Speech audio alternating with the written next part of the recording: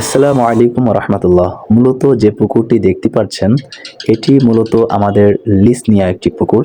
এই পুকুর পাড় এটি মূলত আমাদের লিজ নেওয়া।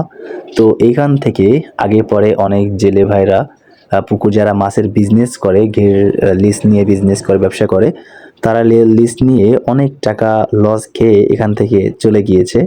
তো গ্রামের অনেক মানুষ বলাবলি করছে যে পুরন জেলের ভাত নাই, নতুন জেলে এসে বলে মরি নাকি, এরকম অনেক কথা আমরা শুনতে পারছি বর্তমান। কিন্তু আমাদের ইচ্ছা ইনশাল্লাহ এখান থেকেই আমরা ভালো কোনো কিছু করে দেখাবো, অথবা এখান থেকেই আমরা ঘুরে ফিরবো ইনশাল্লাহ।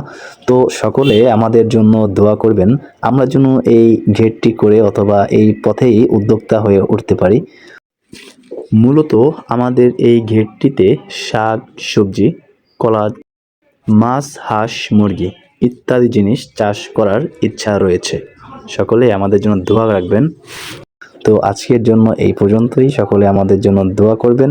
ভালো থাকবেন, সুস্থ থাকবেন। দেখা হবে পরবর্তী অন্য কোনো ভিডিওতে। আসসালামু আলাইকুম ওয়া রাহমাতুল্লাহ।